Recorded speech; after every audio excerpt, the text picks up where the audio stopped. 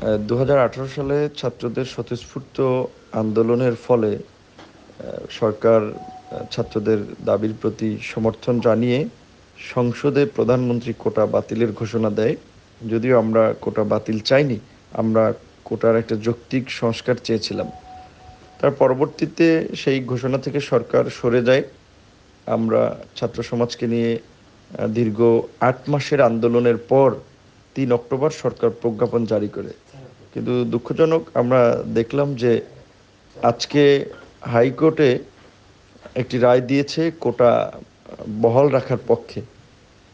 এটা আমি মনে করি ছাত্র সমাজের সাথে একটা প্রতারণা করা হয়েছে এবং আগামীর বাংলাদেশ বিনির্মাণে মেধাবীদেরকে বঞ্চিত করার একটা গভীর ষড়যন্ত্র, দেশকে মেধাশূন্য করার একটা গভীর ষড়যন্ত্র।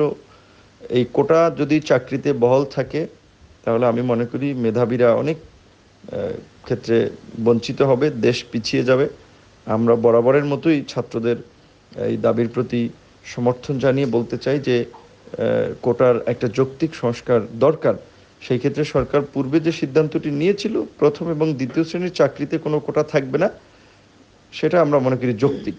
দুঃখজনক যে সরকার বিভিন্ন ক্ষেত্রে আদালতের ঘাড়ে বন্দুক রেখে তারা তাদের রাজনৈতিক সিদ্ধান্তগুলো নিয়ে থাকে।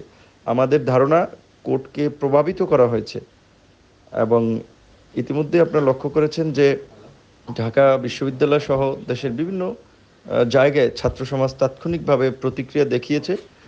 এই আন্দোলনের সাবেক নেতা হিসেবে আমরা ছাত্রদের সাথে আছি এবং ছাত্রদের এই দাবি আদায়ে আমরা প্রয়োজনে ছাত্রদের সাথে কাঁধে কাঁধ মিলিয়ে আবার রাজপথে নামব। আমরা পরিষ্কারভাবেই বলতে চাই, ছাত্র সমাজের রক্তের উপর পাড়া দিয়ে ছাত্রদেরকে বঞ্চিত করে এই কোটা রাখা যাবে না।